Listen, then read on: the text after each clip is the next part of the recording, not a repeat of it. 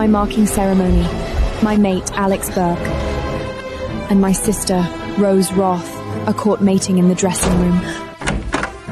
This renders me laughingstock of the entire pack. While I'm drowning in humility, the alpha, Nate Highland, steps forward and marks me in front of everyone.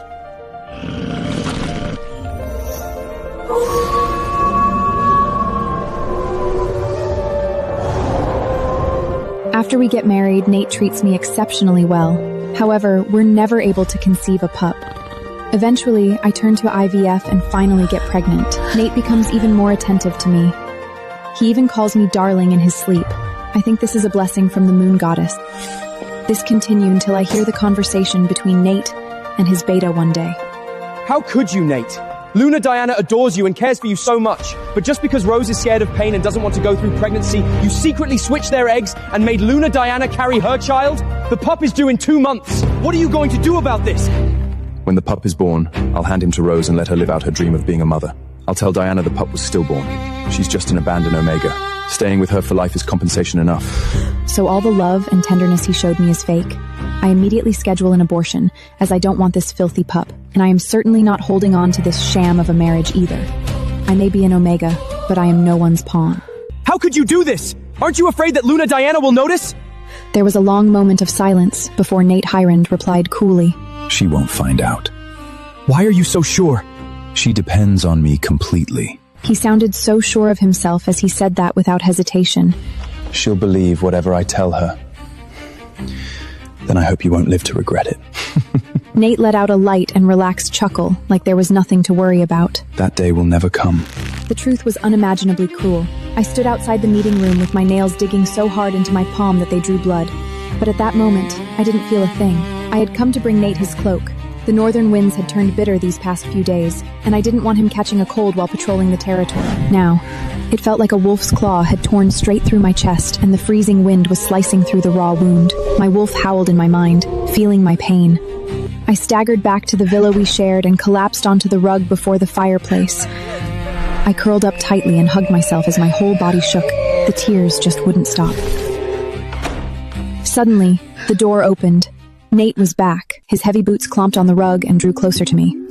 Soon, he was crouched over me.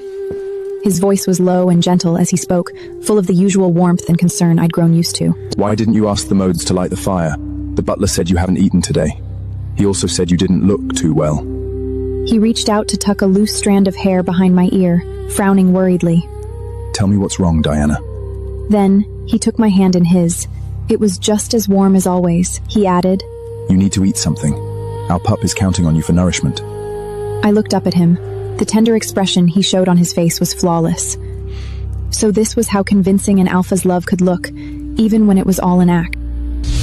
4 years ago, my fated mate, Alex Burke, and my younger sister, Rose Roth, were caught kissing during my marking ceremony.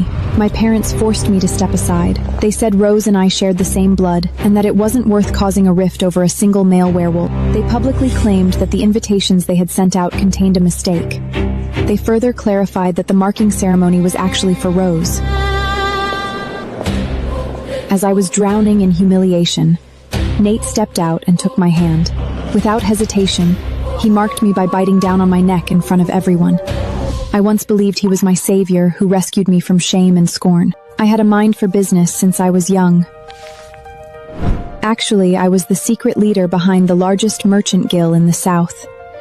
I do. After marrying Nate, I gave it all up. I quit the guild and devoted myself to supporting him as his Luna. I worked hard to build up our pack. While using my knowledge of the southern tribes and their resources, I helped him strategize and plan.